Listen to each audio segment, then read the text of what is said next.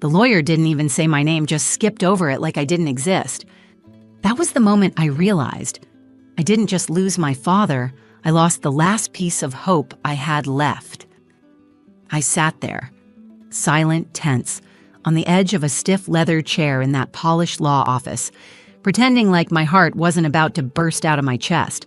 The air smelled of cologne, old paper, and expensive wood polish, but none of it masked the discomfort crawling across my skin.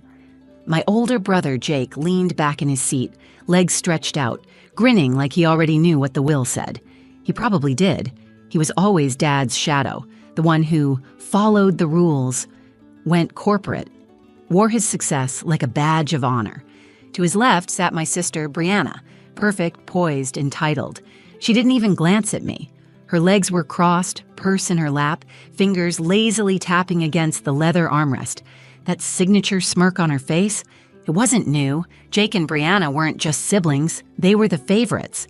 And me, I was always the afterthought. Mr. Harris, our family lawyer, adjusted his glasses and opened the file. His voice was steady, neutral, but my ears were buzzing so loud it was hard to hear the words. Per the last will and testament of Thomas Miller.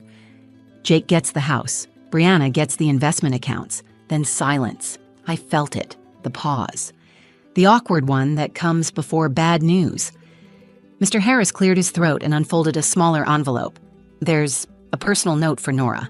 He read it aloud. To my daughter, Nora. You never amounted to much. That was it. No money, no memento, not even a photograph, just 7 words, 7 brutal, final words. My stomach dropped. I felt the blood rush from my face. My body went cold. Jake didn't even try to hide his chuckle. Brianna leaned toward him and whispered something, her hand covering her mouth, but her eyes flicked toward me, amused, mocking. My cheeks burned, but I didn't let them see the tears forming. I forced my face still, expressionless. Inside, I was crumbling. Was that really all I was to him, after everything? I thought of the times I'd shown up despite being ignored, the times I'd helped, supported, waited for a sliver of approval. I thought of the nights I stayed on the phone with him when no one else bothered to call. And this was how he said goodbye? I pushed my chair back. The legs scraped across the floor, sharp and jarring. I stood up, calmly, quietly. Every nerve in my body screamed to yell, cry, do something, but I didn't. I nodded once at Mr. Harris, didn't say a word to Jake or Brianna, and I walked out. Not just from the room, from the lies, the hierarchy, the silent rules I was never allowed to question. As I stepped outside, sunlight hit my face, and the tears I'd been holding back finally welled up, but I didn't let them fall. That was the moment I stopped trying to earn a place in a family that never wanted me to begin with. I wasn't angry, not yet. But something inside me whispered, this isn't over. 3 months later, I would walk back into their lives, and I'd be the one holding the power. People always said I looked like my dad. Same eyes, same stubborn chin, same sarcastic half smile when something annoyed us. But somehow, I was the only one he couldn't seem to love. Growing up, I was the youngest, and for a while, I thought that meant something special. I thought I'd get the extra hugs, the gentle talks, the protective hand on my shoulder. But I learned quickly that in the Miller house, love was transactional. Jake, the oldest, was practically a clone of Dad. Sports, straight A's, internships by 17. He was the blueprint, the one who did everything right. Brianna was the polished one, homecoming queen, college honors, married rich by 25. She was Dad's bright star. He said that once at a dinner party, right in front of me. I remember laughing like it didn't sting. And me? I was the one who colored outside the lines. I studied art, not accounting. I worked with nonprofits, not firms. I freelanced, painted, took on random design gigs, whatever paid the bills. Dad never said it directly, but I knew what he thought of my life. Temporary, unimpressive, software. He used to say things like, when are you going to get a real job? Or, you're not still doing that artsy stuff, are you? Sometimes I'd lie just to make the conversation easier. Tell him I was applying for office jobs, that I was looking at corporate options. His face would finally relax when I said things like that, like he was relieved I might become someone he could understand. But I never wanted that life, not for me. Still, I tried. God, I tried. I showed up for birthdays. I called on holidays. I was always the one who cleaned up after dinner while Brianna scrolled on her phone and Jake disappeared into the den. And even though I was barely acknowledged, I held on to this ridiculous hope that one day he'd notice. That maybe he'd finally say, "I'm proud of you, Nora." But now, I knew that day would never come. After the will reading, I didn't go home. I couldn't. I drove around for hours with no music, no destination. Just me, the hum of the tires, and this ache in my chest that wouldn't let go. It felt like grief, but not just for my father. Grief for all the years I wasted trying to matter to people who had already decided I didn't. At some point, I pulled into an empty parking lot and just sat there, staring out at nothing. My phone buzzed a few times, probably texts from Brianna or Jake, pretending to check in just to keep appearances. I didn't answer. I looked at myself in the rearview mirror, eyes puffy, lips pressed tight. I didn't recognize the woman staring back. I whispered, "You're stronger than this." But even my voice sounded like it belonged to someone else. That was the night I realized I had nothing left to prove. Not to my dad, not to my siblings, and definitely not to myself. I wasn't angry yet, but something deeper had started to form in the silence. Not rage, not revenge, just a stillness. And buried inside it, something sharp, a shift I couldn't explain. Something was coming. And when it did, it would change everything. The days after the will reading were hollow. I wasn't crying. I wasn't screaming. But something in me had gone quiet, like a light had been shut off inside my chest. I moved through the world like I was on autopilot, brushing my teeth, watering the plants, answering emails with that same empty smile I'd perfected for family dinners. I didn't talk about the letter, not to friends, not even to myself. I just kept hearing the words, "You never amounted to much," over and over, and not just hearing them, feeling them, like they were branded across my skin, reminding me with every step that I didn't belong in my own bloodline. Jake didn't even follow up after the reading, not a single message, no gloating necessary. He already had everything he wanted. Brianna sent a one-line text, "Hope you're okay." I left it on read. I think part of me kept waiting to wake up, to realize it was all just some terrible misunderstanding, that I'd find a voicemail from Dad explaining everything, that Mr. Harris had mixed up the paperwork, but nothing came. I spent a lot of time walking around the apartment barefoot, trying to keep myself grounded. The wood floors were cold, the kind of cold that crept up through your soles and reminded you, you're still here. You still have to stand up. One night, around 2 a.m., I sat at my desk trying to force myself to work, some minor rebranding job for a local cafe, but I couldn't focus. My hands hovered over the keyboard, unmoving. That's when I remembered something Mr. Harris said, almost offhandedly. "Your father left you access to the storage unit off I-89. Probably just old tax records, but you're listed as the sole contact now." At the time, it felt like a consolation prize. Now, it felt like a breadcrumb. I grabbed my keys without thinking, threw on a hoodie, drove with the windows down, air whipping my face like I needed to wake myself up. The place was exactly how I remembered it. Gray metal doors, humming fluorescent lights, the faint smell of rubber and concrete. The manager barely looked up as he slid the clipboard across the counter. One signature later, I was standing in front of Unit 14B, key trembling slightly in my hand. When I rolled the door up, the overhead light flickered once, then buzzed to life. It was packed. Old furniture, stacked boxes, a dusty coat rack I remembered from the foyer when I was 12. It looked like time had folded itself into this tiny room.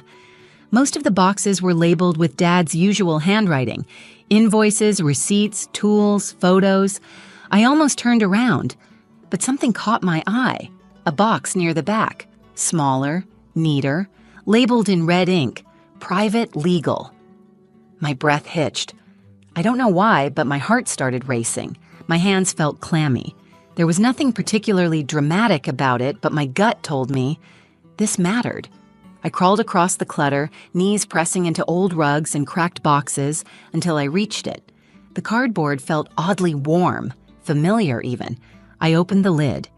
Inside, a single sealed envelope, yellowed, worn, and on the front, in that unmistakable handwriting, Nora Elise Miller.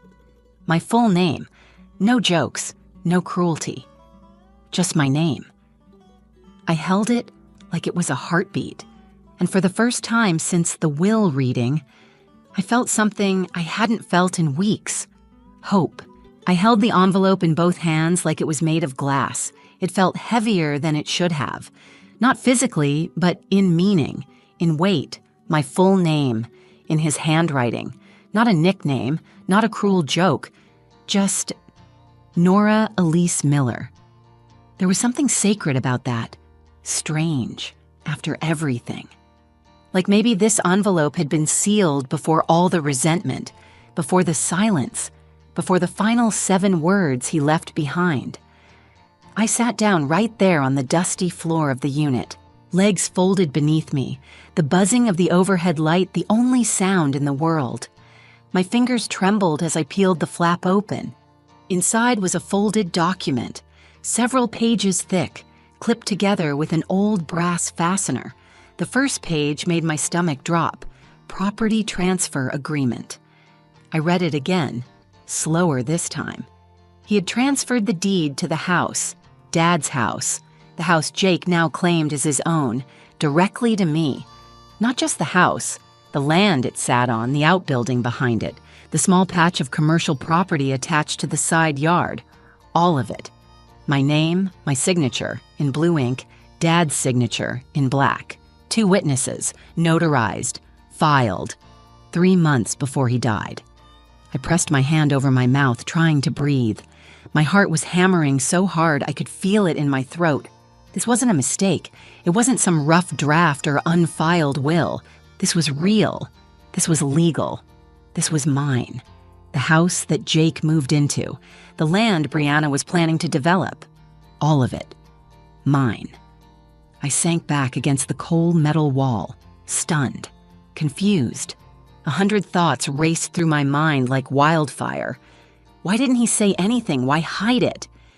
And then another thought crept in, one that planted itself like a seed and wouldn't let go. Maybe that letter wasn't the whole truth. Maybe that wasn't all he meant to leave behind. Maybe somewhere, beneath all the disappointment and silence, my father had seen something in me they didn't, something worth trusting. Because what he left in this envelope wasn't an insult, it was power. And now I had a choice. I could confront Jake and Brianna, tell them the truth, demand what was mine, or I could wait, quietly, patiently. Let them celebrate a victory that wasn't theirs. Let them brag and plan and redecorate, completely unaware that the ground beneath their feet, literally, no longer belonged to them. And then, when the moment was right, pull the rug out from under them. The thought made my lips curl into a smile I hadn't felt in weeks. Not bitter, not loud, just controlled, intentional, satisfying. For once, I wouldn't be the one begging to be seen. I'd be the one holding the paperwork, the facts, the deed. And when I walked back into that house, they'd have no idea what was coming. 3 months. I waited 3 whole months. Not because I was unsure, not because I was scared, because I wanted them to settle in, get comfortable, decorate, renovate. Post their little new chapter family selfies on the porch I used to sweep every Sunday. I wanted them to believe they'd won, and they did. Jake moved into Dad's old office and turned it into a cigar lounge. Brianna knocked down a wall in the dining room and started planning to convert the backyard into an outdoor bar space for her summer events. It was like watching strangers play house with something that didn't belong to them. Only, it did belong to me. Every brick, every window, every square inch of soil in the backyard. Mine. The morning I returned, the sky was perfectly blue, clean, sharp. The kind of morning that looks innocent but has something brewing underneath. I pulled into the driveway like I owned the place. Because I did. Jake's truck was parked where Dad's used to be. Brianna's Range Rover was halfway on the grass. I straightened my jacket, tucked the deed folder under my arm, and walked up the path like I wasn't the same girl who had walked away in silence 3 months ago. This time, I had a voice and paperwork. Brianna opened the door before I could even knock. She looked surprised, but not in a worried way. More like I was a solicitor she didn't want to deal with. Nora? She blinked. What are you doing here? I smiled politely. Is Jake home? She hesitated, clearly confused. He's inside. Why? Because I'm going to need both of you to sit down. Her eyebrows pulled together. Excuse me. I stepped past her into the foyer. Jake was on the couch, phone in hand, feet up on the coffee table like he owned the world. When he saw me, he raised an eyebrow. Didn't expect to see you here. Yeah, I said, dropping the folder on the table in front of him. I figured you'd say that. He glanced at it. What is this? I didn't answer. I just sat across from him as Brianna came around the couch and leaned over his shoulder. She started reading first, then he did. Their faces changed almost in sync, brows furrowed, eyes narrowed, and then silence. Jake flipped through the papers like he was trying to find a loophole, a misprint, something, but there was nothing. Notarized, filed, legal. Their smirks vanished. You're lying, Brianna said softly, but there was no conviction in her voice. No, I said calmly. I'm not. Jake tossed the folder onto the table like it burned him. This can't be real. It's real, I said, and legally binding. Silence again. Then I leaned forward, elbows on my knees. You've got 30 days to vacate the property. My lawyers already filed the paperwork with the county. You'll get the official notice next week. Brianna looked pale. Jake looked like he wanted to throw something, but I didn't give them the satisfaction. I stood up, straightened my jacket, and walked toward the door. No yelling, no drama, just power. Before stepping outside, I turned back and said, "Oh, and just so you know, Dad did leave me something." Jake raised his eyes. I smiled. Everything. The house is quiet now. No heels clicking on tile. No arrogant laughter bouncing off the walls. No condescending voices filling the kitchen like noise pollution. Just quiet. And it's beautiful. I sit in the same chair my father used to read in, looking out the bay window at the front yard. The leaves have started to turn. Reds, golds, a little orange where the sun hits just right. It's peaceful in a way I never got to experience growing up in this place. Back then, peace was a thing reserved for everyone else. Not anymore. It's been 3 weeks since Jake and Brianna moved out. They didn't say goodbye. I didn't expect them to. The last time we spoke was in that living room, when I told them they had 30 days to leave. They left in 21. And honestly, I don't feel bad. For years, I lived under the weight of their judgment. Their smirks, their subtle jabs.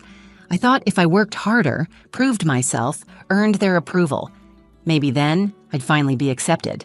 But now, I've stopped needing what they never intended to give. And Dad?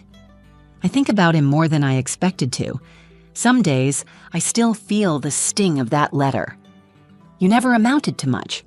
It hits harder than I'd like to admit. But when I found that deed, when I saw my name on something he chose to leave only to me, I realized something. Maybe that letter wasn't his final word. Maybe it was the mask he wore till the very end. The father who couldn't quite say, "I love you," but could quietly sign over everything he owned to the daughter he never said it to. Maybe that was his apology. Or maybe it was his way of admitting he was wrong. I don't know. I probably never will. But what I do know is this. I didn't need an inheritance to prove I had value. I didn't need their approval to know I mattered. And I didn't need a single cent to earn my peace. Still, having the deed to this house, having the land they all thought belonged to them, that was justice. But what came after was healing. I kept Dad's reading chair, his record player, some old photos from the storage unit, the ones where I'm actually smiling. I painted the living room the shade of blue he always said was too bold. I hung up my own artwork in the hallway. I turned the old garage into a studio, and for the first time in years, I wake up excited to work again. Not for validation, but because it's mine. My life. Space. My story. People say revenge is sweet, but honestly, peace is sweeter. Some people fight for revenge. I didn't have to. I just waited and let the truth do the talking. If this story hit you somewhere deep, share it. Someone out there might need to hear it too. And if you want more stories like this, real, raw, and unforgettable, go ahead and like the video, subscribe, and stick around.